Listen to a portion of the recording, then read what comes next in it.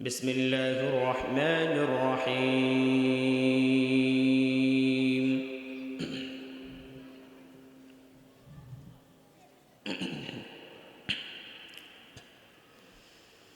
وقال الذين كفروا ربنا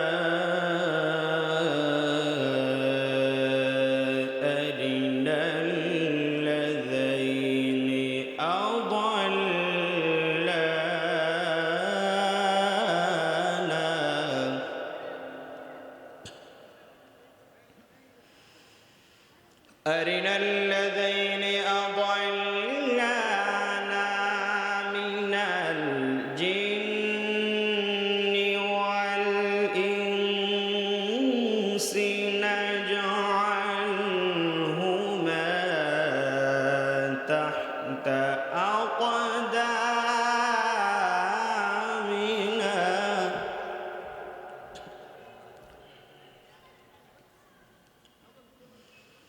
تحت أقدامنا ليكونا من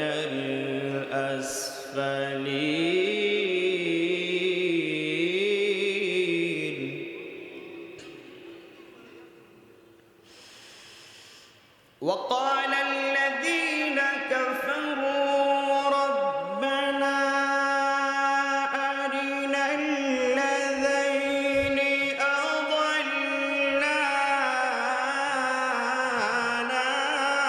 من الجن والإنس نجعلهما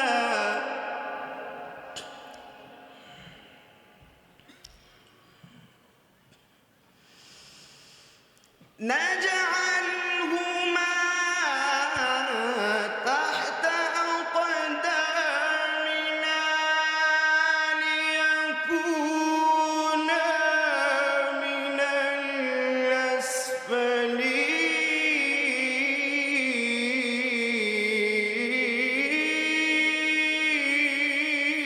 الأسفلين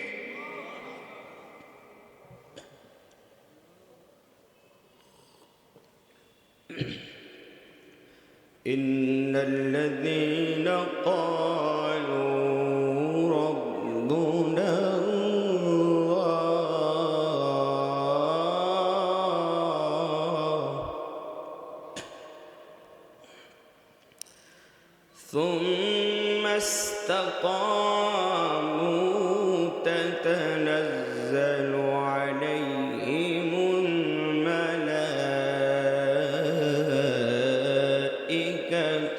ألا تخافوا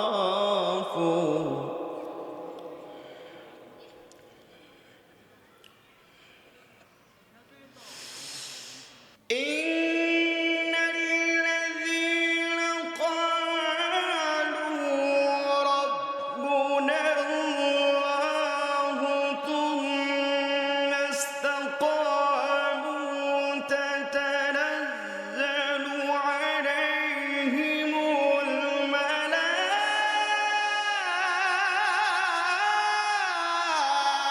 الملائكة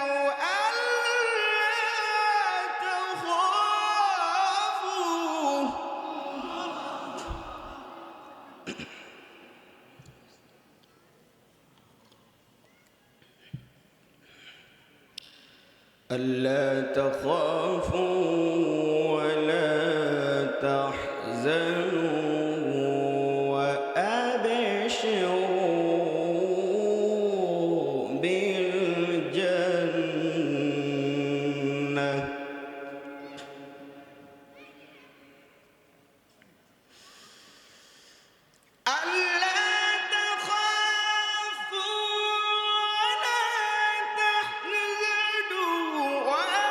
وأبشروا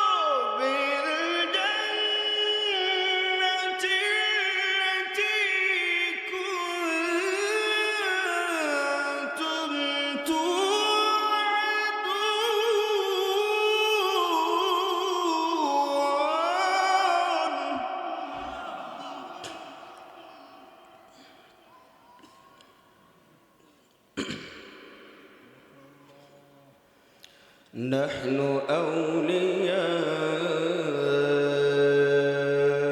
أولياؤكم في الحياة الدنيا وفي الآخرة ولكم فيها ما تشتهي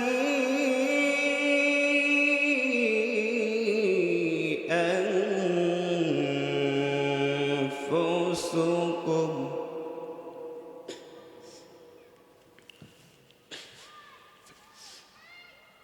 ولكم فيها ما تدعون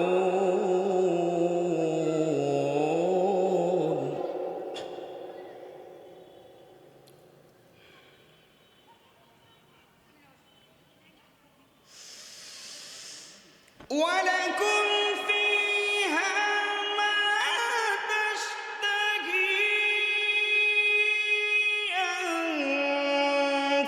أنفسكم ولكم فيها ما تدعون نزلا من غفور رحيم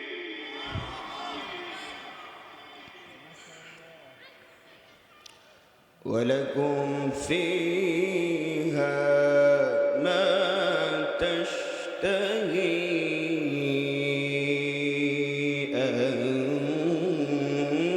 أنفسكم ولكم فيها ما تدعون نزلا من غفور رحيم ভাই বাড়িতে গেছে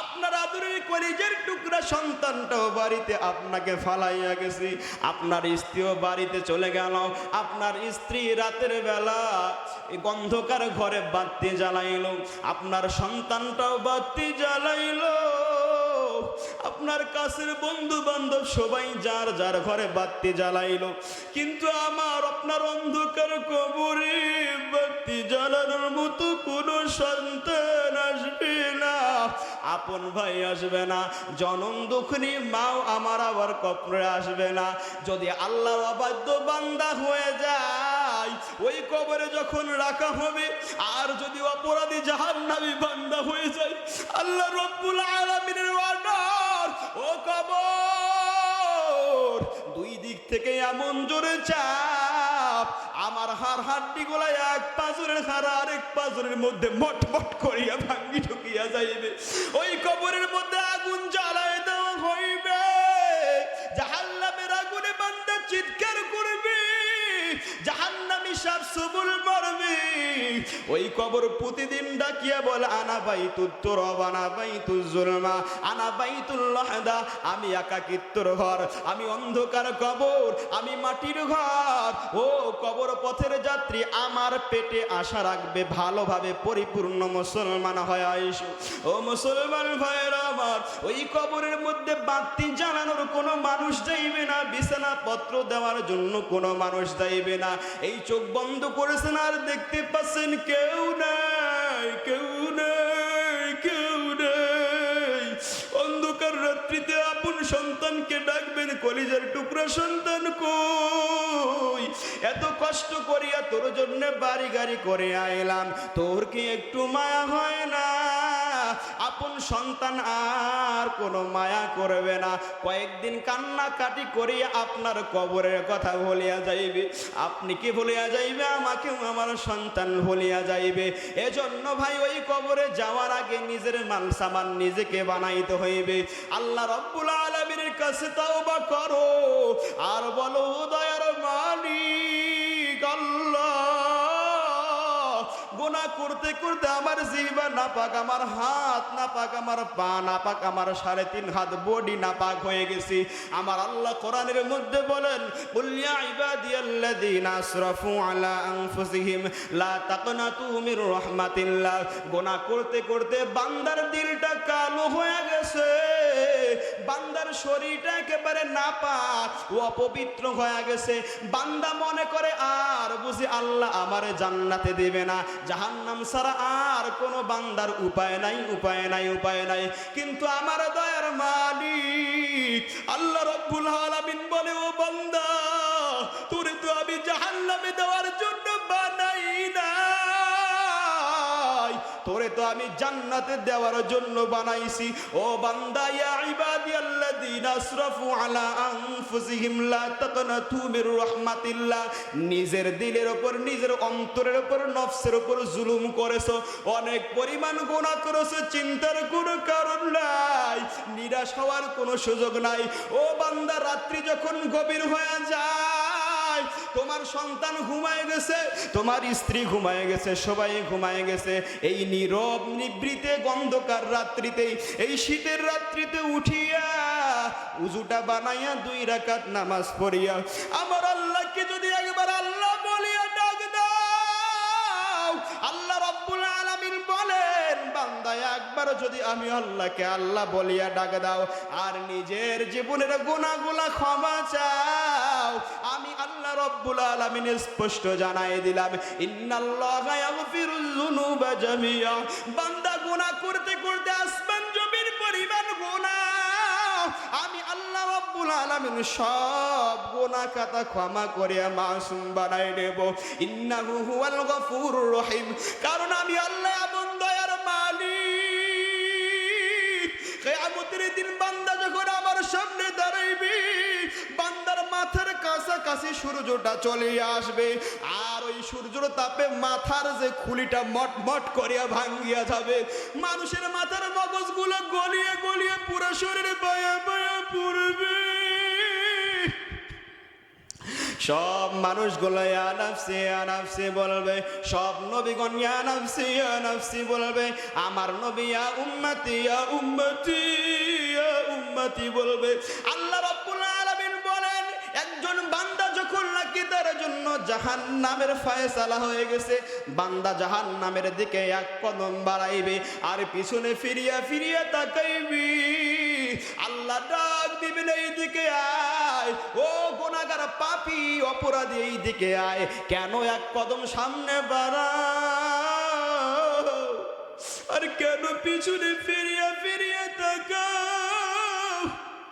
ওই অপরাধী জাহান্নামী বান্দা জবাব দিবে, ও দয়ার মালিক আল্লাহ, ওই দুনিয়ার জমিনে যখন ছিলাম তখন আমি বক্তা সাহেবের মুখে শুনেছি, খতিব সাহেবের মুখে শুনেছি, মাদ্রাসার হুজুরদের মুখে শুনেছি, আপনার দয়া নাকি তামাম পৃথিবীর মানুষের চেয়ে বেশি, আমার মায়ের চেয়ে বেশি। ও আল্লাহ, আমার মায়ের কাছে যদি দুনিয়ার জমিনে কোনো অপরাধ করতাম, আমার মা আমাকে বাড়ি থেকে বের করিয়া দিত। যখন নাকি বাড়ি থেকে বের হইয়া পাশের বাড়িতে গিয়ে উঠতাম কিংবা দূরে কোথাও আড়ালে গিয়ে থাকতাম, যখন নাকি সূর্যটা লাল হয়ে যাইত, পশ্চিম দিকে ডুবিয়া যাইত, আমার মা আর বাড়িতে থাকতে পারতেন না, বাড়ি থেকে বের হইয়া খুঁজতো আর বলতো, ও বোন, ও ভাই, আমার সন্তান আব্দুল্লাহকে তোমরা দেখছো নি? আমার মার কাছে অপরাধ করে একবার যদি মা বলিয়া ডাকতাম, আমার মা পিছনের সব অপরাধ ভুলিয়া আমাকে কোলের মধ্যে টানিয়া নেইতো, বুকের মধ্যে জড়ায়া ধরতো। ও আল্লাহ, যখন নাকি আমার স্মরণ হলো আমার মায়ের চেয়ে আপনার দয়া অনেক বেশি, তখন সামনে 1 কদম বাড়াই আর পিছনে তাকাই আর ভাবি আমার আল্লাহর দয়ার সাগরে কখন উত্তাল ঢেউ শুরু হয়ে যায়, আমার দয়ার মালিক কখন ডাক দিয়ে বলবে, ও বান্দা, এইদিকে আয়, এইদিকে আয়, তোরে তো আমি জাহান্নামে দেওয়ার জন্য বানাই নাই, তোরে তো বানাইছি জান্নাতে দেওয়ার জন্য। সানান আলা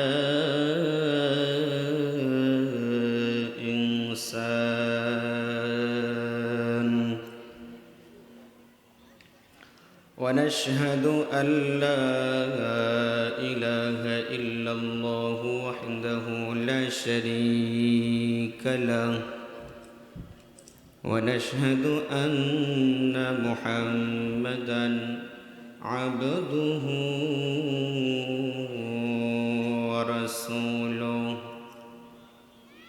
أرسله بالحق بشيرا ونذيرا عما بعد فأعوذ بالله من الشيطان الرجيم بسم الله الرحمن الرحيم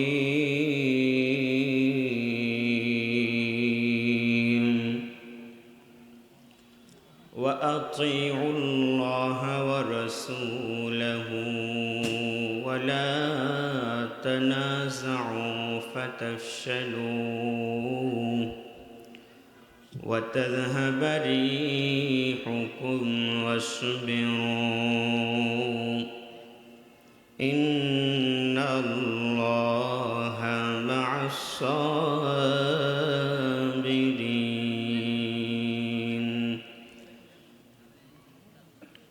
وقال النبي صلى الله عليه وسلم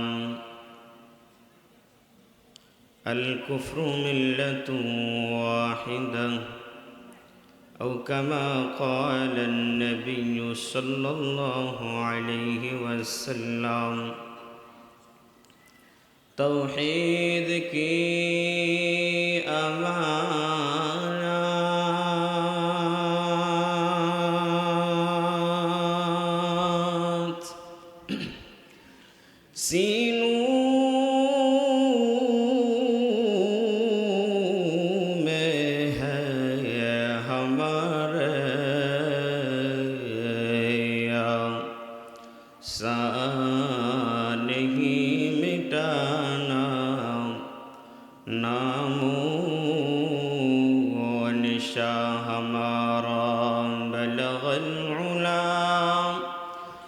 بكماله كشف الدجى بجماله حسنت جميع خصاله صلوا عليه وآله سبحانك لا علم لنا إلا ما علمتنا إنك أنت العليم الحكيم. ما جر باجر غير الله ما جر باجر غير الله পীর মুরিদ গায়রুল্লাহ ইমাম খতিব গায়রুল্লাহ আসমান জামিন গায়রুল্লাহ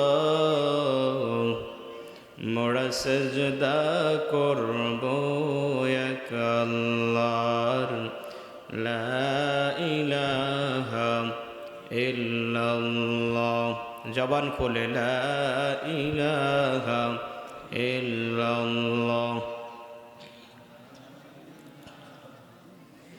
ইল্লাল্লাহ লা ইলাহা ইল্লাল্লাহ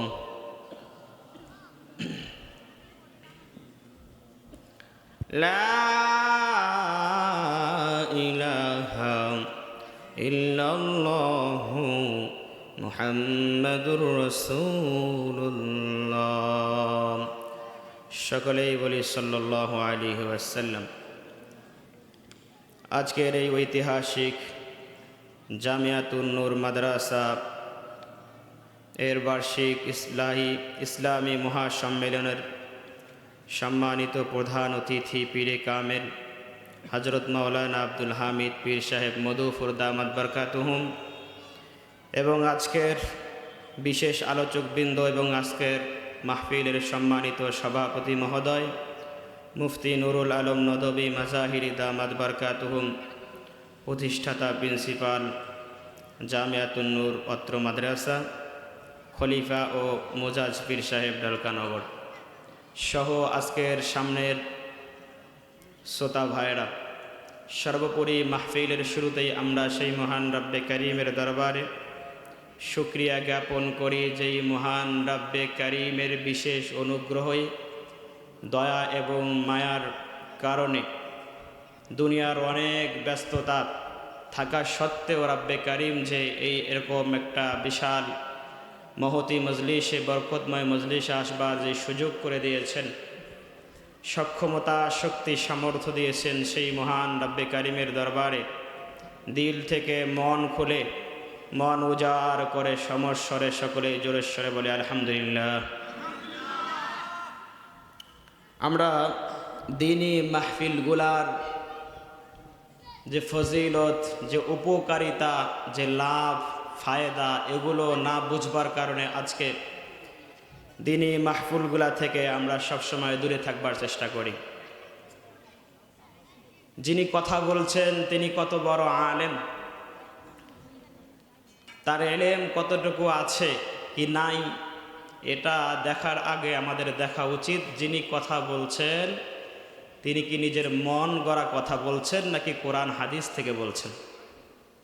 যদি কোরআন হাদিসের আলোচনা হয়ে থাকে, তিনি যদি ছোটোখাটো কোনো, যার কোনো সুখ্যাতি নেই সুনাম নাই, এরকম আলেমও যদি হন, আল্লাহ রাব্বুল আলামিনের কাছে এই কোরআনের হাদিসের কথার মূল্য ওই পরিমাণেই হবে যেই পরিমাণ বড় বড় সুনামধন্য আলেমরা কোরআনের কথা বলেন, একই মান হবে।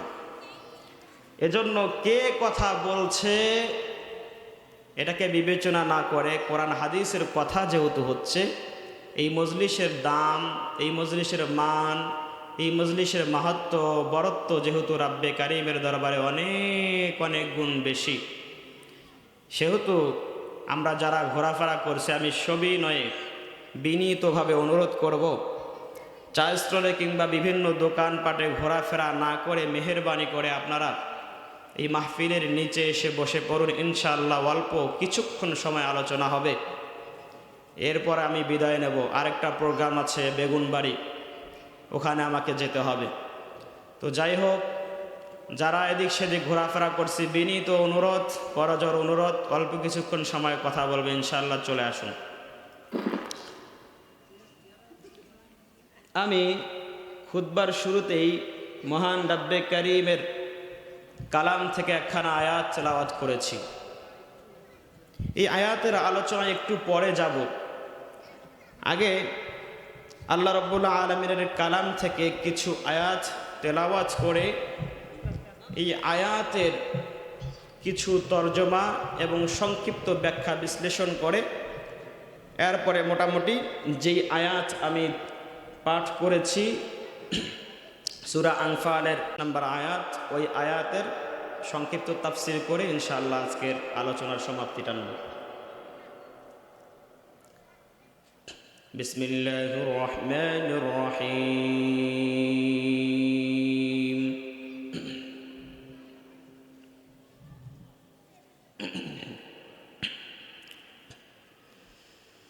وقال الذين كفروا ربنا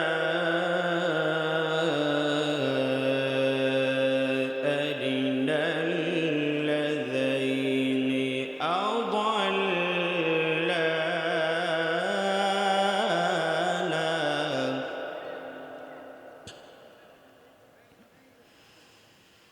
أرنا الذين أضلانا من الجن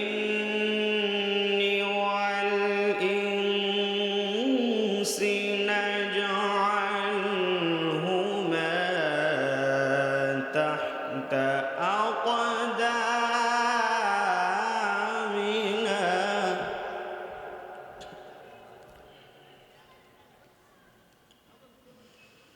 تحت أقدامنا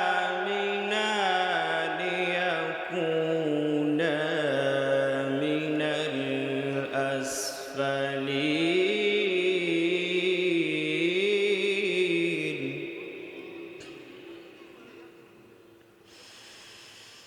وقال الذين كفروا ربنا أرنا الذين أضلانا من الجن والإنس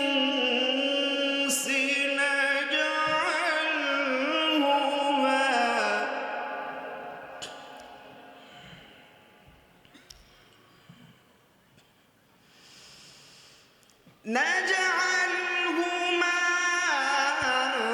تحت أقدامنا ليكونا من الأسفلين.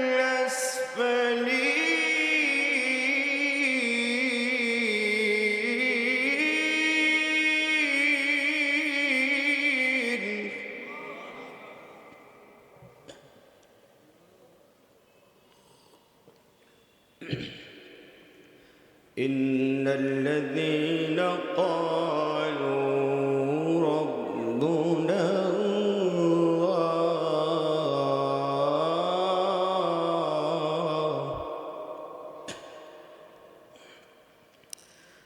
ثم استقاموا تتنزل عليهم الملائكة ألا تخافوا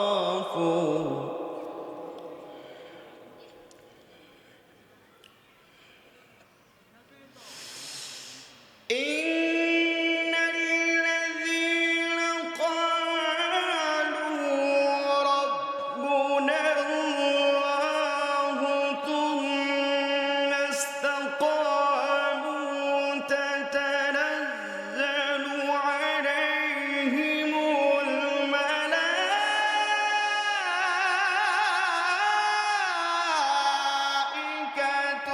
ألا تخافوا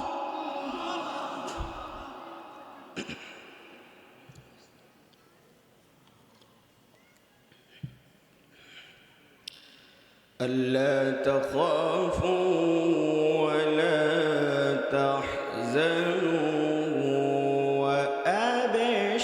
وأبشروا بالجنة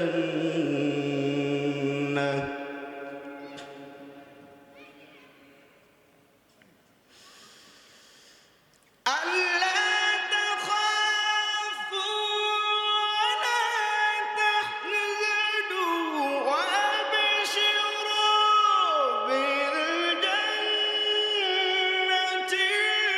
التي كنتم توعدون.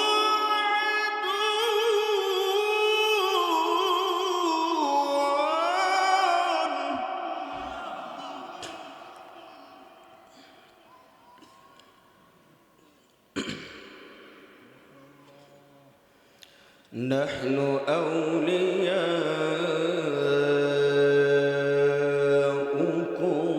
في الحياة الدنيا وفي الآخرة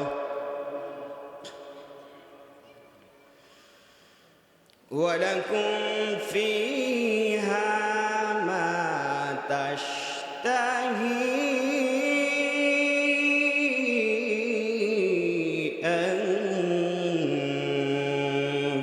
أنفسكم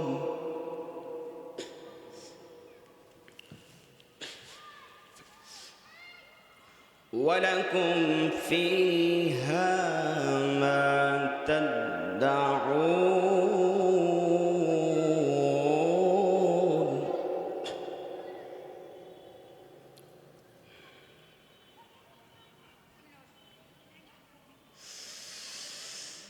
ولكم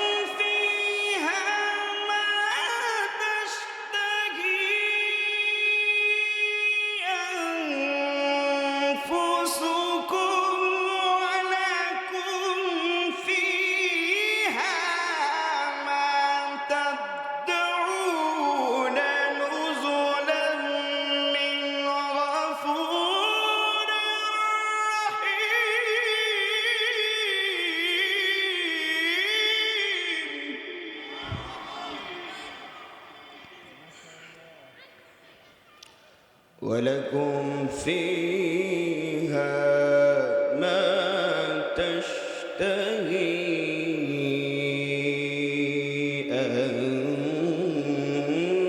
أنفسكم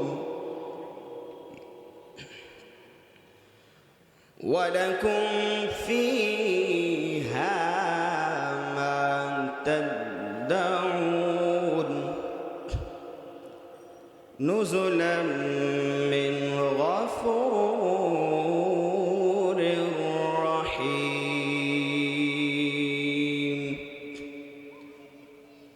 এই যে কয়েকটি আয়াত তেলাওয়াত করেছি আল্লাহ পাক রব্বুল আলামিন, এই কয়েকটি আয়াতের মধ্যে মুমিন বান্দার জীবনের বিশাল দিক নির্দেশনা দিয়েছেন। পৃথিবীর জমিনে আসবার পরে যখন বান্দা পথভ্রষ্ট হয়ে যাবে, আল্লাহর অবাধ্য হয়ে যাবে, নাফরমানি করবে, এক আল্লাহর ইবাদত বাদ দিয়া রাসূল করিম সাল্লাল্লাহু আলাইহি সাল্লামের আদর্শকে জলাঞ্জলি দিয়া যখন নাকি কোনো ব্যক্তি আদর্শের জন্য পাগল পারা হবে, অন্ধ হয়ে যাবে, তাদের ব্যাপারে আল্লাহ পাক রব্বুল আলামিন এই আয়াতগুলোর মধ্যে স্পষ্ট জানিয়ে দিয়েছেন তাদের অবস্থান কি হবে। আল্লাহ রাব্বুল আলামিন বলেন, ওয়াকালাল্লাযীনা আরিনাল্লাযীনা আদাল্লানা, যারা আল্লাহ রাব্বুল আলামিনের অবাধ্যতা করবে, আল্লাহ রাব্বুল আলামিনের বিধানকে উপেক্ষা করবে, যারা পথভ্রষ্ট হয়ে কিয়ামতের দিন আল্লাহর সামনে দাঁড়াইবে, এই মানুষগুলো আল্লাহ রাব্বুল আলামিনের সামনে অপরাধী হিসাবে যখন দাঁড়াইবে, আল্লাহ রাব্বুল আলামিন তাদেরকে ওয়ামতাজুল ইয়াউমা আইয়ুহাল মুজরিমুন বলিয়া পৃথক করিয়া ফেলবেন। এই অপরাধী মানুষগুলো ভালো মানুষের কাতারে গিয়ে থাকবার চেষ্টা করবে, ভালো মানুষের সাথে মিলেমিশে থেকে মনে করবে ভালো মানুষের কাছে গেলে হয়তো আল্লাহ রাব্বুল আলামিন বুঝতে পারবেন না। যখন কেউ অপরাধ করে বিভিন্ন উপায়ে অপরাধ ঢাকবার জন্য বিভিন্ন ভালো মানুষের সোহবতে যাওয়ার চেষ্টা করে, চুরি করছে, ডাকাতি করছে, করার পরে দেখবেন কয়েকদিন আগে ভাইরাল হয়েছে যে আল্লাহ রাস্তায় বের হয়ে গেছে, এরপরে এই লোককে ধরা হইল, কয় সব টাকা পয়সা আল্লাহ রাস্তায় খরচ করেছি, আমার কাছে কোনো চুরির টাকা নেই, ডাকাতির টাকা নেই, হয় কি হয় না। এই বান্দাগুলাও যখন নাকি আল্লাহ রাব্বুল আলামিনের সামনে দাঁড়ানোর আগে যখন নাকি আল্লাহ রাব্বুল আলামিন বিচার কাজ ফয়সালা করবেন, যখন নাকি তাদের বিচার করবেন, এই অপরাধী বান্দাগুলো ভালো মানুষের কাতারে, জান্নাতীদের কাতারে দাঁড় হয়ে যাবে। আল্লাহ রাব্বুল আলামিন সেই দিন বান্দাদেরকে কি বলবেন, কি বলে সম্বোধন করবেন, তাদের প্রতি নির্দেশনা কি হবে, আল্লাহ রাব্বুল আলামিন কোরআনুল কারীমের সূরাতুল ইয়াসিনের মধ্যে স্পষ্ট জানাই দিলেন, ওয়ামতাজুল ইয়াউমা আইয়ুহাল মুজরিমুন।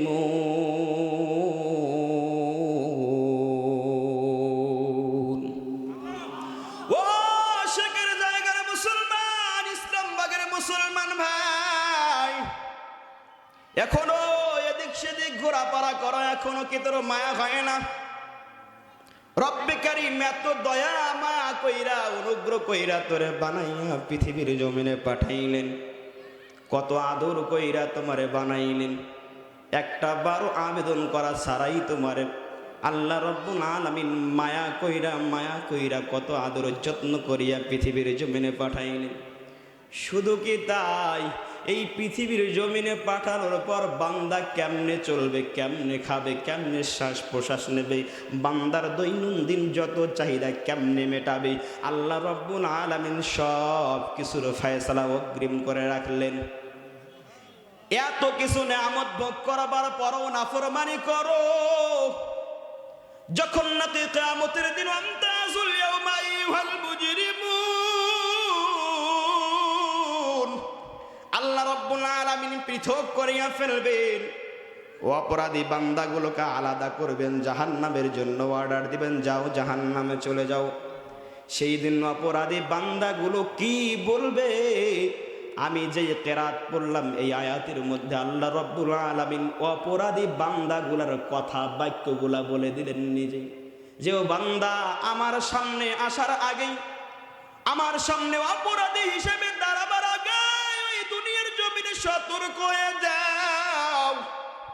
আল্লাহ রাব্বুল আলামিন বললেন, وقال الذين كفروا ربنا أرنا الذين أضلانا من الجن والإنس।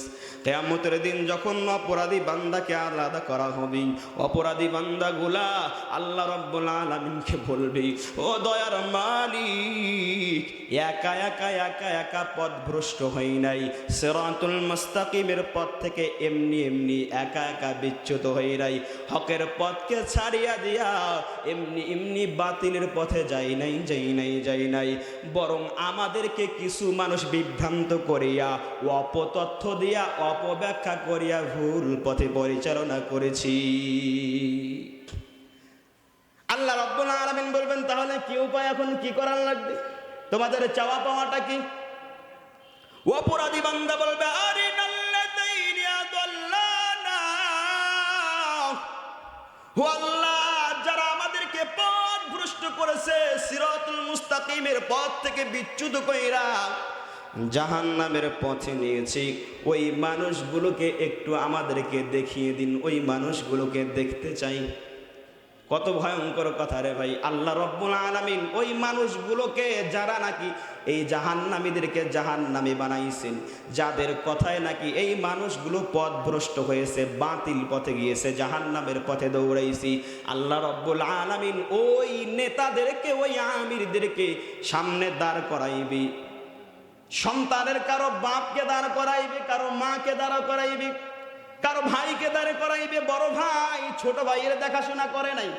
আল্লাহ রাব্বুল আলামিনের পক্ষ থেকে বাবা হিসাবে যেই দায়িত্ব দেওয়া হয়েছিল, বাবা হিসাবে সন্তানের হক পূরণ করে নাই, সন্তানের অধিকার আদায় করে নাই, সন্তানকে সুসন্তান বানায় নাই, আদর্শবান সন্তান বানায় নাই, দ্বীনের শিক্ষা দেয় নাই, কোরআনের শিক্ষা দেয় নাই, হাদিসের শিক্ষা দেয় নাই, দৈনন্দিন চলবার জন্য যে ইসলামের সুশাসনের জন্য যতটুকু বিধান জানবার দরকার ততটুকু শিক্ষা দেয় নাই।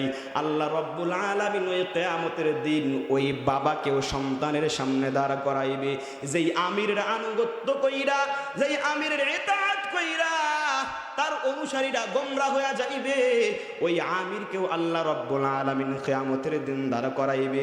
যারা নাকি পথভ্রষ্ট গোমরাহ আমিরের আনুগত্য করেছে, ইতাআত করেছে, ওই ইতাআতীদেরকেও আল্লাহ রাব্বুল আলামিন সেই দিন দাঁড় করাইবেন অপরাধীর কাতারায়। অপরাধীর কাতারে দাঁড় করাইয়া বলবে, বলো কেন অপরাধ করেছো? ইতাআতী ভাইরা বলবে, আমার আমি তো আমাকে এমনি বলছে, সেমনি চলছে, আমারও তো কোনো দোষ নাই। ও যারা আনুগত্য করো, ইতাআতী করো, যারা আনুগত্য করো সে কোরআন হাদিসের উপরে আসে না নাই, তারপরে আনুগত্য কর। কারণটা কি? লা তাআতা লিমাখলুকিন ফি মাসিয়াতিল্লাহ। কোনো মাখলুকের ইতাআত ততক্ষণ করা যাবে না যতক্ষণ ওই মাখলুকটা ওই আল্লাহর সৃষ্টি, সে মানুষ যতক্ষণ আল্লাহর অবাধ্যতায় লিপ্ত থাকবে, কোরআন হাদিসের অপব্যাখ্যা করিয়া আল্লাহ এবং নবীর বিরুদ্ধে চলে যাবে, ওই আমিরের আনুগত্য করার কারো অধিকার নাই, করার কোনো সুযোগ নাই। ওই আমিরকেও দাঁড় করানো হবে। ও বান্দা, মনে করছো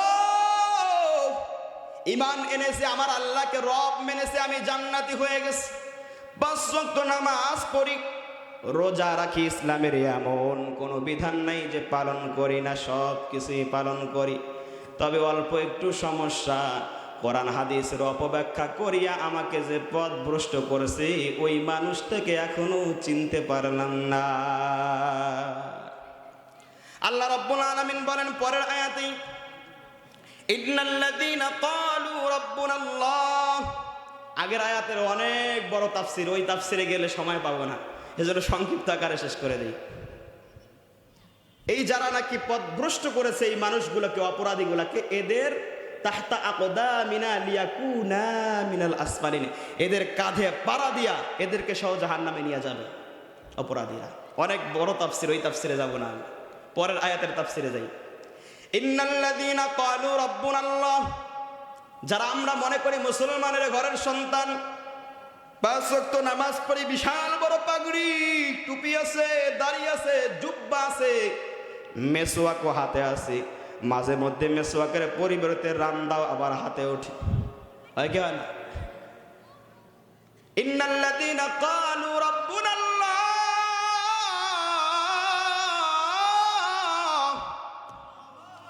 আল্লাহ রাব্বুল আলামিন বলেন, যারা বলে আমাদের প্রতিপালক আল্লাহ, শুধুমাত্র আমাদের প্রতিপালক আল্লাহ বললেই হবে না, বরং আল্লাহকে রব হিসাবে মানবার পরে প্রত্যেকটা ক্ষেত্রে আল্লাহকে রব মানতে হবে। ব্যক্তিগত জীবনে আল্লাহকে রব মানতে হবে, পারিবারিক জীবনেও আল্লাহকে রব মানতে হবে। ও মুসলমান ভাইয়েরা আমার, সামাজিক জীবনেও আল্লাহকে রব মানতে হবে, রাষ্ট্রীয় অঙ্গনেও, রাষ্ট্রীয় প্রত্যেকটা সেক্টরেও আল্লাহকে রব মানতে হবে, আন্তর্জাতিক জীবনেও আল্লাহ রাব্বুল আলামিনকে রব মানতে হবে। ও মুসলমান ভাইয়েরা আমার, আল্লাহ রাব্বুল আলামিন বলেন শুধুমাত্র আল্লাহকে রব মানলে হবে না, এটা বলবার পরে আল্লাহকে রব স্বীকার করাবার পরে তুম্মাস্তাকামু তাতানাজ্জালু আলাইহিমুল মালাইকা, ইস্তিকামাত হতে হবে, এই রব বলার পরে এই কথার উপর অটল অবিচল থাকতে হবে। যত বড় ঝড় তুফান আসুক না কেন, আমার ঈমান আমি ছাড়ব না। আমার পরিবারের মধ্যে ঈমান আনবার কারণে, নামাজ পড়বার কারণে, দাড়ি রাখবার কারণে, হকের পথে চলবার কারণে আমার বাবা আমাকে দেখতে পারে না, আমার বাবা হকের বিরুদ্ধে কথা কয় আর আমাকেও বলে হকের বিরুদ্ধে বল, না হক যেটা আছে এর পক্ষে চলে আয়, ওই বাবার কথাও সন্তানের জন্য মানা যাবে না। বাবা যদি হকের বিরুদ্ধে কথা হয়, বাবার কথাও মানা যাবে না। আপনার পরিবার যদি হকের বিরুদ্ধে চলে যায়, সত্যের বিরুদ্ধে চলে যায়, বাতিলের পক্ষে চলে যায়, পরিবার থেকেও আপনি যদি মাইনাস হয়ে যান, এরপরও পরিবারের পক্ষে কথা বলা যাবে না। মুসলমান ভাইয়েরা আমার, সমাজ থেকে সামাজিকভাবে যদি বয়কট হতে হয়, ঈমান রক্ষা করতে গিয়ে, হকের কথা বলতে গিয়ে, এরপরও হকের কথা ছাড়া যাবে না। আল্লাহ রাব্বুল আলামিন বলেন তুম্মাস্তাকামু, ইস্তিকামাত, একেবারে অটল থাকো, অবিচল থাকো, দৃঢ়ভাবে থাকো, সংকল্পবদ্ধভাবে থাকো, প্রতিজ্ঞাবদ্ধ হয়ে যাও। যত বড় ঝড় তুফান আসুক না কেন, আমি রব্বে কারিমের যেই নির্দেশ, রব্বে কারিমের পক্ষ থেকে যেই বিধান পেয়েছি, রব্বে কারিমকে যখন রব হিসাবে মেনেছি, তো আল্লাহ রব্বুল আলামিন ছাড়া অন্য কারো কোনো ইবাদত কিংবা গোলামি করতে আমি রাজি না। সাহাবীদের ঈমান এমনই ছিল। আব্দুল্লাহ বিন হুযাফা রাদিয়াল্লাহু তাআলা আনহুর অনেক লম্বা চূড়া ঘটনা, সময় সংক্ষিপ্ত।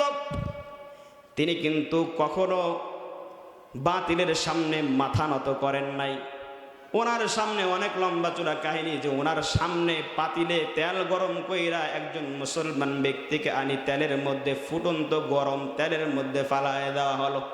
আব্দুল্লাহ বিন হুযাফা রাদিয়াল্লাহু তাআলা আনহু সচক্ষে দেখতেছেন ফুটন্ত গরম তেলের মধ্যে তার অপর সাথী ভাইকে ফালায় দেওয়া হলো। আর বলা হয়, ও আব্দুল্লাহ, তোর চোখের সামনেই দেখলি না তোর অপর ভাইকে ফুটন্ত গরম তেলের মধ্যে ফালায় দেওয়া হলো। আল্লাহ নামটা সার, ও আল্লাহ নাম সারিয়া আমাদের দলে চলে আয়। রোমান সম্রাট যখন নাকি বারবার আব্দুল্লাহ বিন হুযাফাকে এটা বলে, আব্দুল্লাহ বিন হুযাফা রাদিয়াল্লাহু তাআলা আনহু বলে, না না না, আমার জীবন যাইতে পারে, আমি ঈমান ছাড়তে পারি না। আল্লাহকে যেহেতু একবার রব হিসাবে স্বীকার করেছি, এই রবের অটল অবিচল থাকবে, একটু বিচ্যুত হইব না, এক বিন্দু পরিমাণ এদিক সেদিক হবে না। আব্দুল্লাহ বিন হুযাফা রাদিয়াল্লাহু তাআলা আনহুকে এবার তেলের সামনে দাঁড় করাইলো। দাঁড় করানোর পর বলে, আব্দুল্লাহ, এবার কিন্তু তোমাকেও তেলের মধ্যে ফালানো হবে। আব্দুল্লাহ বিন হুযাফা রাদিয়াল্লাহু তাআলা আনহুর চোখ দিয়ে পানি গাল বেয়ে বেয়ে বেয়ে বেয়ে বুকটা ভিজে যাচ্ছিল। রোমান সম্রাট মনে করলো, হায় এবার বুঝি আব্দুল্লাহ বিন হুযাফা ভয় পাইয়া গেছে, মৃত্যুর ভয়ে কান্না করছে। এবার যদি প্রস্তাব দেওয়া হয়, ও আব্দুল্লাহ বিন হুযাফা, তুই তোমার আল্লাহকে ছাড়ো, তুমি না কান্না করতেছো, এখন বুঝি তোমার মৃত্যুর ভয়ে চলে আসছে। আব্দুল্লাহ বিন হুযাফা ডাক দিয়া বলে, রোমান সম্রাট ভালো করে শুনিয়া লাও, আমি তো ওই নবীর সাহাবী, যেই নবী এই জীবনটা ইসলামের জন্য কোরবানি করে দিলেন, উৎসর্গ করে দিলেন। আমি তো এমন নবীর সাহাবী, যেই নবীকে অনেক বড় বড় বড় বড় অফার দেওয়ার পরও তিনি কখনো তাওহীদের বাণী প্রচার করতে একটু বিন্দু মাত্র এদিক সেদিক করেন নাই। তাহলে কান্না করো কেন, চোখের পানি কেন বের হয়? চিন্তা করা দেখেন ঈমান কত মজবুত, কত মজবুত, কত মজবুত ঈমান। আব্দুল্লাহ বিন হুযাফা রাদিয়াল্লাহু তাআলা আনহু বলেন যে আমি আব্দুল্লাহ বিন হুযাফার তো জীবন একটাই, একবার যদি তেলে ফেলে দাও তো আমার জীবন শেষ হয়ে যাবে, শহীদ হয়ে যাবে, একবারই শহীদ হব। কিন্তু আমি আব্দুল্লাহ বিন হুযাফার মনে চাই আমার এই শরীরে যত লোম আছে, আমার লোম পরিমাণ, পশম পরিমাণ যদি আমার জীবন দেওয়া হতো, একবার ফালাইতা আমি শহীদ হয়ে যাইতাম, আবার ফালাইতা শহীদ হয়ে যাইতাম। এই লোম পরিমাণ যদি আমার জীবন হইতো, এই পরিমাণ আমি শহীদ হইতাম, এই পরিমাণ শহীদ হইতাম। কি পরিমাণ ঈমানের তেজ! ওই ঈমান তো আমাদের মধ্যে নাই। আছে ঈমান ছাড়তে রাজি, আল্লাহ রাব্বুল আলামিনকে রব ছাড়তে রাজি। আল্লাহু আকবার। আজকে আমাদের কি অবস্থা হয়েছে! আল্লাহ পাক রব খুতবার শুরুতে যে আয়াত পড়েছে সূরাতুল আনফালের 46 নম্বর আয়াত, আল্লাহ রাব্বুল আলামিন বলেন, ওয়া আতিউল্লাহ ওয়া রাসূলাহু ওয়া লা তানাযাউ ফাতাফশালু ওয়া তাযহাবা রিহুকুম ওয়াসবিরু। আল্লাহ রাব্বুল আলামিন বলেন, তোমরা আল্লাহ এবং তার রাসূলের আনুগত্য করো, ওয়ালা তানাযাউ, এবং পরস্পরের মধ্যে বিবাদে, ঝগড়ায়, বিশৃঙ্খলায় লিপ্ত হইও না। যদি হয়ে যাও কি হবে? ফাতাফশালু, তোমরা দুর্বল হয়ে পড়বে। ওয়া তাযহাবা রিহুকুম, এবং তোমাদের যে প্রভাব প্রতিপত্তি, মুসলমানের যে প্রভাব প্রতিপত্তি, এটা একেবারেই দুর্বল হয়ে পড়বে, নিঃশেষ হয়ে যাবে। কাফের মুশরিকের দল তোমাদের উপর প্রভাবিত হয়ে তোমাদের উপর কর্তৃত্ব করবে। কত ভয়ঙ্কর কথা! আজকে সাম্প্রতিক সময়ে আমরা সকলে দেখেছি, মিডিয়ায় দেখেছি, হয়তো কেউ সচক্ষেও দেখে এসেছি, টঙ্গীর ইজতেমা ময়দানে রাতের অন্ধকারে যখন নাকি মুসল্লি ভাইয়েরা ঘুমন্ত অবস্থায় ছিলেন, এই ঘুমন্ত মুসল্লিদের ওপর একটা চক্র, একটা সন্ত্রাসী বাহিনী, সাতপন্থী নামে যারা পরিচিত, তারা রাতের অন্ধকারে দলে দলে সশস্ত্রভাবে হাতে অস্ত্র নিয়ে, টেটা, নান্দা, আরো বিভিন্ন দেশীয় অস্ত্র নিয়ে ঘুমন্ত মুসল্লিদের ওপর ঝাঁপিয়ে পড়েছে। আমরা সকলেই জানি কি ভয়ঙ্কর একটা কথা, যে এরকম ঘুমন্ত মানুষদের উপর ঝাঁপিয়ে পড়লো, পড়বার পরে মানুষকে হত্যা করা হলো, রক্তাক্ত করা হলো। এর পরের দিন যখন নাকি তারা মাঠ ছেড়ে চলে যাচ্ছিল, তাদেরকে জিজ্ঞাসা করা হচ্ছিল, আপনাদের অনুভূতি কি, আপনাদের মতামত কি? এরা জবাবটা কি দিয়েছিল আপনারা শুনলে অবাক হবেন, যে আল্লাহ রাসূল সাল্লাল্লাহু আলাইহি ওয়াসাল্লাম জিহাদ করে বিজয় লাভ করেছে, যেমন আমরাও বিজয় হয়েছি, আমরাও বিজয়ী হয়েছি। মুসলমানকে মেরে অপর মুসলিম ভাইকে হত্যা করে এরা বলতে চায় তারা নাকি বিজয় হয়েছে, মানে এদের কাছে এটা জিহাদ সমতুল্য। নাউযুবিল্লাহি মিন যালিক। আপনি অবাক হবেন শুনলে, এই সাতপন্থীদের, সাদিয়ানি গ্রুপের একজন মুরব্বী আব্দুল্লাহ মানসুর, এই মুরব্বী একটা কিতাব লিখেছেন।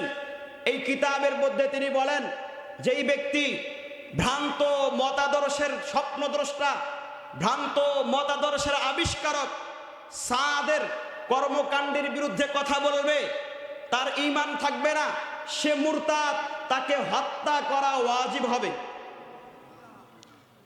একজন কোরআন বিদ্বেষী, হাদিস বিদ্বেষী, রাসূল বিদ্বেষী মানুষের সমালোচনা করলে নাকি তার ঈমান থাকবে না, তাকে হত্যা করতে হবে। কত বড় স্পর্ধা! আমরা যতটুকু জানি, ইসলামকে সবচেয়ে বেশি বুঝেছে আল্লাহ রসুলের যারা ঘনিষ্ঠ সাহাবী ছিলেন, তার কাছাকাছি যারা ছিলেন, যারা আল্লাহ রসুল সাল্লাল্লাহু আলাইহি ওয়াসাল্লামের সাথে চলাফেরা করতেন, তারা তো সবচেয়ে কোরআন হাদিস বেশি বুঝতেন।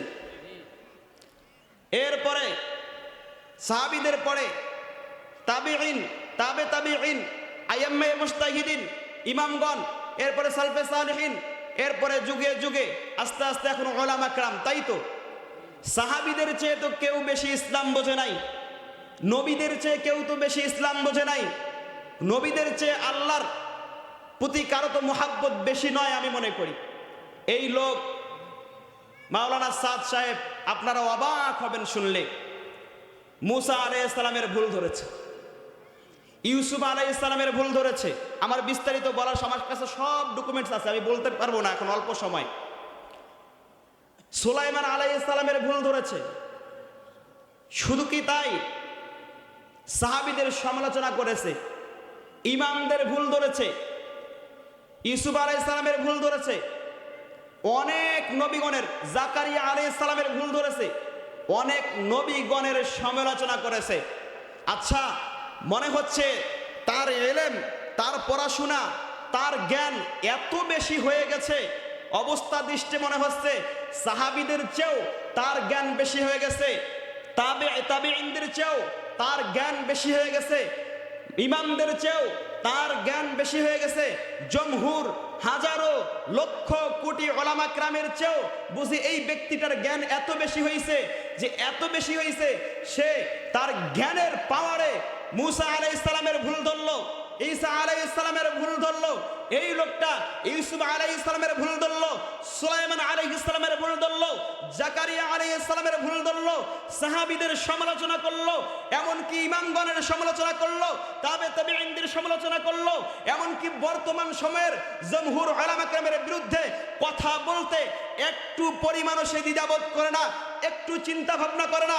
শুধু তাই নয় মুসলমান ভাইয়েরা আমার, আমাদের কলিজার টুকরা, প্রাণের স্পন্দন, সারা বিশ্বের কুল কায়নাতের যিনি সরদার, সাইয়্যিদুল মুরসালিন, খাতামুন নবিয়্যিন, ইমামুল মুরসালিন, সারা বিশ্ব জগৎ আল্লাহ রাব্বুল আলামিনের পরেই যার স্থান, বিশ্ব নবী মুহাম্মদুর রাসূলুল্লাহ সাল্লাল্লাহু আলাইহি ওয়াসাল্লামের বিরুদ্ধেও এই লোকটা কথা বলেছে। মুসলমান ভাইরা আমার, কত বড় স্পর্ধা! আমার নবীরও ভুল ধরেছে এই লোকটা। যারা এই লোকের পক্ষ নিয়ে আমাদের বাংলাদেশে মুসলমান নিরস্ত্র মুসলিম ভাইদের ওপর হামলা করেছে, এরা কিছু হোক আর না হোক, এরা খুনি, আমরা এটাই জানি। এরা খুনি ছাড়া অন্য কিছু হতে পারে না। এরা বলে যে এরা নবীওয়ালা কাজ করতেছে, না, এরা নবীওয়ালা কাজ করে না, এরা বর্তমানে খুনিওয়ালা কাজ করতেছে। খুন খারাপি করে, দেশের মধ্যে ত্রাস সৃষ্টি করে, এই লোকগুলো মুসলমানদের মধ্যে বিভেদ তৈরি করার চেষ্টা করতেছে। আমরা মনে করি সাহাবীরা সবচেয়ে বেশি ইসলাম বোঝে, নবীগণের তো কোনো তুলনাই হয় না, ইমামগণেরও কোনো তুলনা হয় না এদের সাথে।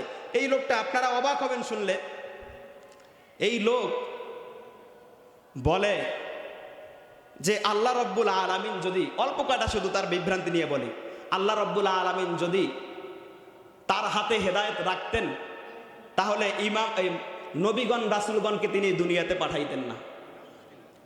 আল্লাহর হাতে যদি হেদায়েত থাকতো, নবীগণ রাসূলগণকে পৃথিবীর জমিনে আল্লাহ পাঠাইতেন না। অথচ আল্লাহ রাব্বুল আলামিন কোরআনুল কারীমের মধ্যে কি বলেন? ইন্নাকা লা তাহদি মান আহবাবতা, ও নবী, আপনি যাকে ভালোবাসেন চাইলে আপনি তাকে হেদায়েত দিতে পারবেন না।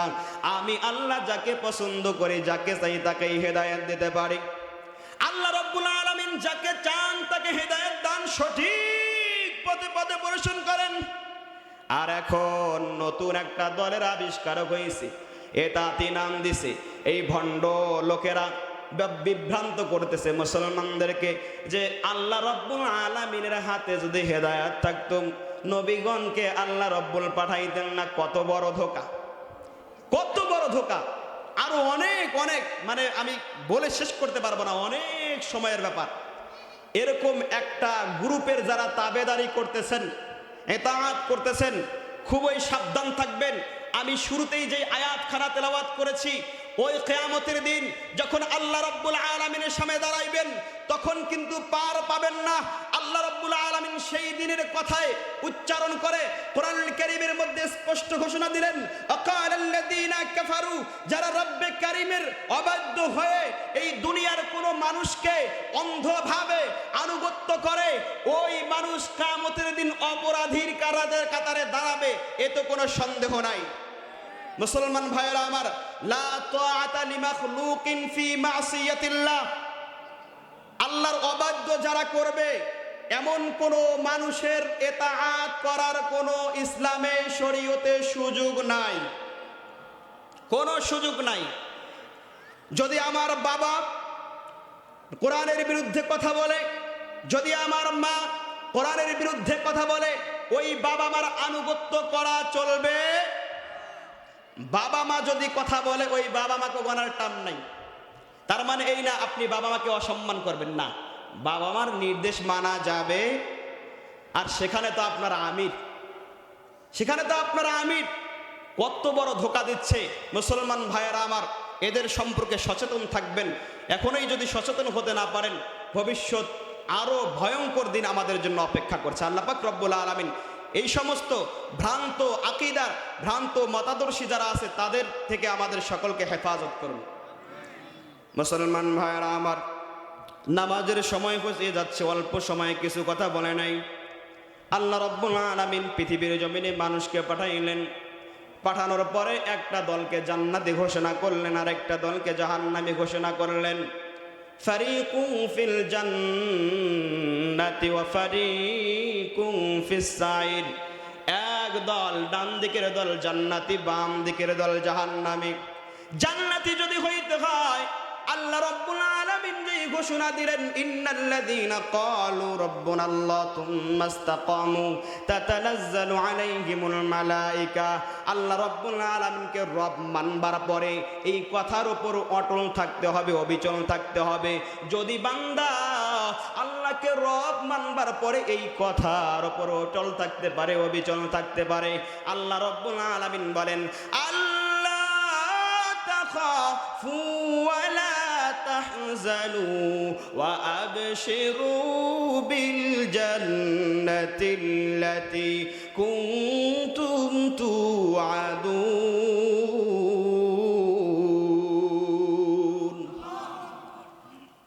আল্লাহ রাব্বুল আলামিন বলেন, আল্লাহ রাব্বুল আলামিন ফেরেশতাদের মাধ্যমে ঘোষণা দিয়ে দিলেন, ও ফেরেশতারা ঘোষণা দাও, আবার ওই বান্দার জন্য আমি আল্লাহ রাব্বুল আলামিন জান্নাত রেডি করে রেখেছি। ওয়ালাকুম ফিহা মা তাশতাহি আনফুসুকুম ওয়ালাকুম ফিহা মা তাদউন। বান্দা যখন ইন্তেকাল করবে, পৃথিবীর জমিন থেকেই চিরবিদায় হয়ে যাবে, ওই কবরে যাওয়ার আগেই কবরের বিছানাপত্র, কবরের সামান, ওই কবরকে জান্নাতের বাগান আল্লাহ রাব্বুল আলামিন স্বয়ং বানায় দেবেন। ও মুসলমান ভাইয়েরা আমার, ওই কবরে যাওয়ার আগে দিলটাকে প্রস্তুত করে নিতে হবে। দিলকে যদি প্রস্তুত করতে না পারি, এই শরীরকে যদি আল্লাহর জন্য বিলীন করতে না পারি, উৎসর্গ করতে না পারি, রব্বে কারীমের দরবারে যেদিন দাঁড়াইব, সেই দিন রেহাই নাই, রেহাই নাই, রেহাই নাই, মুক্তি নাই, মুক্তি নাই, মুক্তি নাই। ও বান্দা, একটুখানি চক্ষু দুইটা বন্ধ কইরা দেখো, আল্লাহ রাব্বুল আলামিনের কত পরিমাণ নিয়ামত ভোগ করি। চক্ষু দুইটা যখন নাকি বান্দার বন্ধ হয়ে গেল, আশেপাশে কে আছে কিছুই দেখা যায় না। কিছুক্ষণের জন্য আমার সামনে যারা আছেন, চক্ষু দুইটা বন্ধ করিয়া দেন। আমাদের বড়রা বলেছেন, মুতু ক্বাবলা আন তামুতু, মুতু ক্বাবলা আন তামুতু। মরার আগে বান্দা, মরার বান ধরিয়া দেখো, মরার অভিনয় করো, মরার অভিনয় করো। রাত্রেবেলা যখন শুইছো, মাথাটা বালিশের মধ্যে ঠেকাইয়া টান টান হয়ে শোও। ওই মুর্দারকে লাশকে যখন খাটিয়ার উপর রাখা হয়, কেমনে রাখা হয়, ওই রকম ভান ধরিয়া টান টান হয়ে চক্ষু দুইটা বন্ধ কইরে কল্পনা কর। আর বান্দা নিজেকে জিজ্ঞাসা করে, এই সময়ে যদি তুমি জিন্দা লাশ হয়ে যাও, এই সময়ে যদি তুমি মরা লাশ হয়ে যাও, তোমার সাথে তোমার সন্তানটা কেমন আচরণ করবে? হঠাৎ করে চক্ষু দুইটা বন্ধ হয়ে গেল, আপন সন্তান চেনে না। এই যে এখন যারা চক্ষু বন্ধ করছেন, চক্ষু বন্ধ করার পরে কে ওয়াজ করছে দেখা যায় না, পাশে কে আছে দেখা যায় না, ডানে কে আছে দেখা যায় না, পিছনে কে আছে দেখা যায় না, সামনে কে আছে দেখা যায় না, মাহফিলের প্রধান অতিথিকে দেখা যায় না। দুনিয়াটা পুরা অন্ধকার হয়ে গেছে, বাতি দেখা যায় না, আলো দেখা যায় না। কিন্তু কিছুক্ষণ পরে এই দুইটা চোখ খুলবার মতো কিন্তু সুযোগ আছে। এমন একটা দিন আসবে, এই দুইটা চোখ আর খুলবার কোনো সুযোগ থাকবে না। চিরতরে যেদিন চক্ষু দুইটা বন্ধ হয়ে যাইবে, রাতের অন্ধকারে একটু কল্পনা করেন, আপনার সামনে আজরাইল মালাকুল মউত অন্ধকার রাত্রিতে, চোখ কেউ খুলবেন না, চোখ দুইটা বন্ধ রাখে, মালাকুল মউত আপনার সামনে হাজির।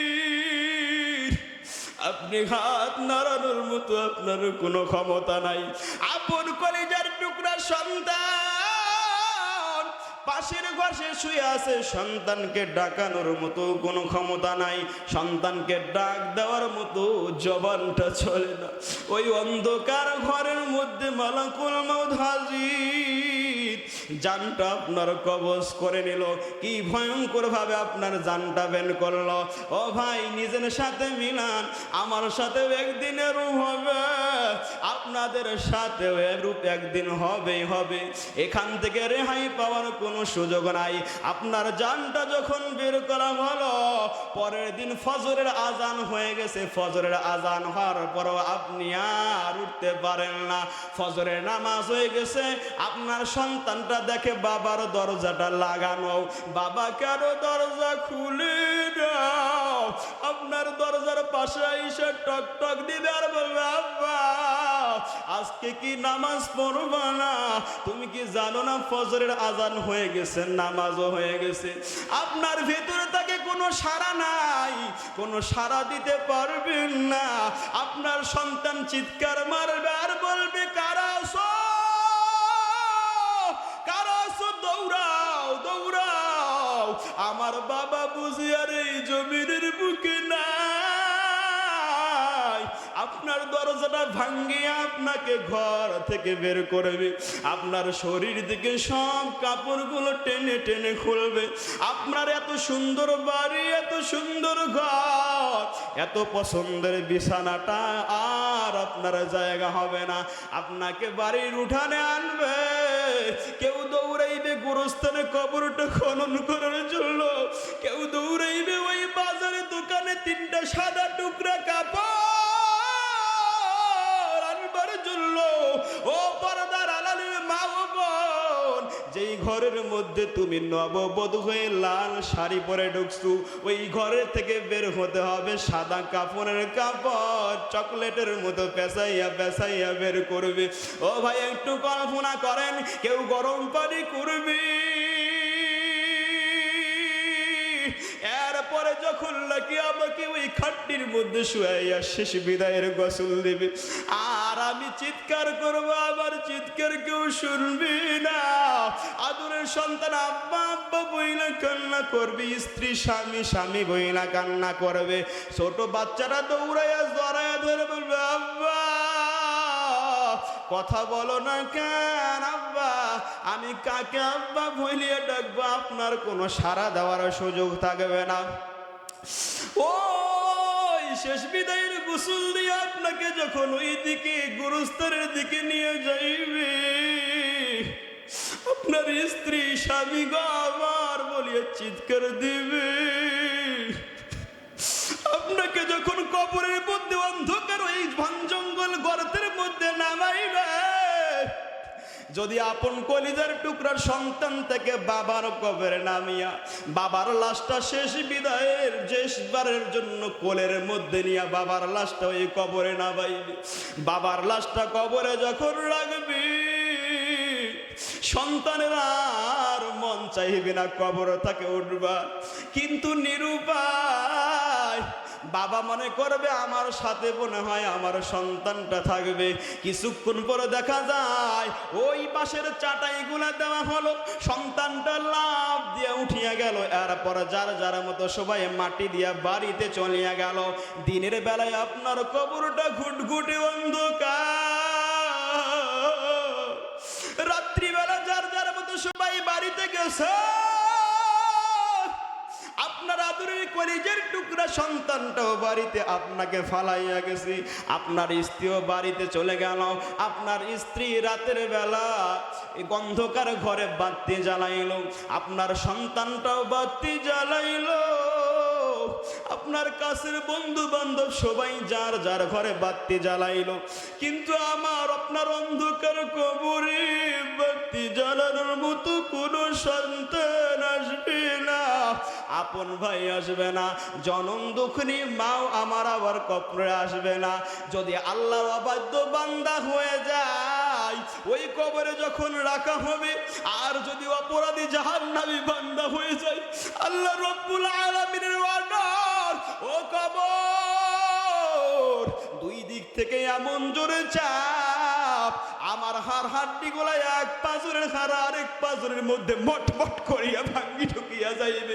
ওই কবরের মধ্যে আগুন জ্বালায় দেওয়া হইবে, জাহান্নামের আগুনে বান্দা চিৎকার করবে, জাহান্নামী সাপ সবুল মারবে। ওই কবর প্রতিদিন ডাকিয়া বলে আনা বাইতুত তুরব আনা বাইতুজ জুলমা আনা বাইতুল লাহদা, আমি একাকিত্বর ঘর, আমি অন্ধকার কবর, আমি মাটির ঘর। ও কবর পথের যাত্রী, আমার পেটে আশা রাখবে, ভালোভাবে পরিপূর্ণ মুসলমান হয়ে আইসো। ও মুসলমান ভাইয়েরা আমার, ওই কবরের মধ্যে বাতি জ্বালানোর কোনো মানুষ যাইবে না, বিছানা পত্র দেওয়ার জন্য কোনো মানুষ যাইবে না। এই চোখ বন্ধ করেছেন আর দেখতে পাচ্ছেন কেউ নাই, কেউ নাই, কেউ নাই। অন্ধকার রাত্রিতে আপন সন্তানকে ডাকবেন, কলিজার টুকরা সন্তান কই, এত কষ্ট করিয়া তোর জন্য বাড়ি গাড়ি করে আইলাম, তোর কি একটু মায়া হয় না? আপন সন্তান আর কোনো মায়া করবে না, কয়েকদিন কান্নাকাটি করিয়া আপনার কবরের কথা ভুলিয়া যাইবে। আপনি কি ভুলিয়া যাইবে, আমাকেও আমার সন্তান ভুলিয়া যাইবে। এজন্য ভাই ওই কবরে যাওয়ার আগে নিজের মাল সামান নিজেকে বানাইতে হইবে।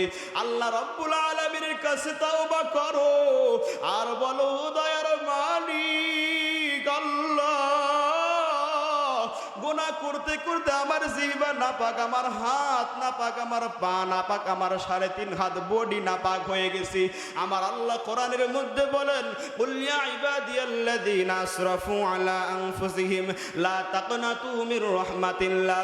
গুনাহ করতে করতে বান্দার দিলটা কালো হয়ে গেছে, বান্দার শরীরটা একেবারে নাপাক ও অপবিত্র হয়ে গেছে। বান্দা মনে করে আর বুঝি আল্লাহ আমারে জান্নাতে দেবে না, জাহান্নাম ছাড়া আর কোনো বান্দার উপায় নাই, উপায় নাই, উপায় নাই। কিন্তু আমার দয়ার মালিক আল্লাহ রব্বুল আলামিন বলে, ও বান্দা, তোরে তো আমি জাহান্নামে দেওয়ার জন্য বানাই নাই, তোরে তো আমি জান্নাতে দেওয়ার জন্য বানাইছি। ও বান্দা, ইয়া ইবাদিয়াল্লাযীনা আসরাফু আলা আনফুসিহিম লা তাকনাতু মির রাহমাতিল্লাহ। নিজের দিলের উপর, নিজের অন্তরের উপর, নফসের উপর জুলুম করেছো, অনেক পরিমাণ গুনাহ করেছো, চিন্তার কোনো কারণ নাই, নিরাশ হওয়ার কোনো সুযোগ নাই। ও বান্দা, রাত্রি যখন গভীর হয়ে যায়, তোমার সন্তান ঘুমায় গেছে, তোমার স্ত্রী ঘুমায় গেছে, সবাই ঘুমায় গেছে, এই নীরব নিভৃতে অন্ধকার রাত্রিতে, এই শীতের রাত্রিতে উঠিয়া উজুটা বানাইয়া 2 রাকাত নামাজ পড়িয়া আমার আল্লাহকে যদি একবার আল্লাহ বলিয়া ডাক দাও, আল্লাহ রব্বুল একবার যদি আমি আল্লাহকে আল্লাহ বলিয়া ডাক দাও আর নিজের জীবনের গুনাহগুলো ক্ষমা চাও, আমি আল্লাহ রব্বুল আলামিন স্পষ্ট জানাই দিলাম, ইন্নাল্লাহা ইয়াগফিরুয যুনুবা জামিয়া। বান্দা গুনাহ করতে করতে আসমান জমির পরিমাণ গুনাহ আমি আল্লাহ রব্বুল আলামিন সব গুনাহ খাতা ক্ষমা করে মাসুম বানাই দেব। ইন্নাহু হুয়াল গফুরুর রহিম, কারণ আমি আল্লাহ এমন দয়ার মালিক। কিয়ামতের দিন বান্দা যখন আমার সামনে দাঁড়াইবে, বান্দার মাথার কাছাকাছি সূর্যটা চলে আসবে, আর ওই সূর্যের তাপে মাথার যে খুলিটা মটমট করিয়া ভাঙ্গিয়া যাবে, মানুষের মাথার মগজগুলো গলিয়ে গলিয়ে পুরো শরীরে বয়া বয়া পড়বে। সব মানুষগুলো ইয়া নাফসি ইয়া নাফসি বলবে, সব নবীগণ ইয়া নাফসি ইয়া নাফসি বলবে, আমার নবী ইয়া উম্মতি ইয়া উম্মতি ইয়া উম্মতি বলবে। আল্লাহ রাব্বুল আলামিন বলেন, একজন বান্দা যখন নাকি তার জন্য জাহান্নামের ফয়সালা হয়ে গেছে, বান্দা জাহান্নামের দিকে এক কদম বাড়াইবে আর পিছনে ফিরিয়া ফিরিয়া তাকাইবি, আল্লাহ ডাক দিবেন, এই দিকে আয় ও গুনাহগার পাপী অপরাধী, এই দিকে আয়, কেন এক কদম সামনে বাড়াও আর কেন পিছনে ফিরিয়া ফিরিয়া তাকাও? ওই অপরাধী জাহান্নামী বান্দা জবাব দিবে, ও দয়ার মালিক আল্লাহ, ওই দুনিয়ার জমিনে যখন ছিলাম তখন আমি বক্তা সাহেবের মুখে শুনেছি, খতিব সাহেবের মুখে শুনেছি, মাদ্রাসার হুজুরদের মুখে শুনেছি, আপনার দয়া নাকি তামাম পৃথিবীর মানুষের চেয়ে বেশি, আমার মায়ের চেয়ে বেশি। ও আল্লাহ, আমার মায়ের কাছে যদি দুনিয়ার জমিনে কোনো অপরাধ করতাম, আমার মা আমাকে বাড়ি থেকে বের করিয়া দিত। যখন নাকি বাড়ি থেকে বের হইয়া পাশের বাড়িতে গিয়ে উঠতাম কিংবা দূরে কোথাও আড়ালে গিয়ে থাকতাম, যখন নাকি সূর্যটা লাল হয়ে যাইত, পশ্চিম দিকে ডুবিয়া যাইত, আমার মা আর বাড়িতে থাকতে পারতেন না, বাড়ি থেকে বের হইয়া খুঁজতো আর বলতো, ও বোন, ও ভাই, আমার সন্তান আব্দুল্লাহকে তোমরা দেখছো নি? আমার মার কাছে অপরাধ করে একবার যদি মা বলিয়া ডাকতাম, আমার মা পিছনের সব অপরাধ ভুলিয়া আমাকে কোলের মধ্যে টানিয়া নেইতো, বুকের মধ্যে জড়ায়া ধরতো। ও আল্লাহ, যখন নাকি আমার স্মরণ হলো আমার মায়ের চেয়ে আপনার দয়া অনেক বেশি, তখন সামনে এক কদম বাড়াই আর পিছনে তাকাই আর ভাবি আমার আল্লাহর দয়ার সাগরে কখন উত্তাল ঢেউ শুরু হয়ে যায়, আমার দয়ার মালিক কখন ডাক দিয়ে বলবে, ও বান্দা এইদিকে আয়, এইদিকে আয়, তোরে তো আমি জাহান্নামে দেওয়ার জন্য বানাই নাই, তোরে তো বানাইছি জান্নাতে দেওয়ার জন্য।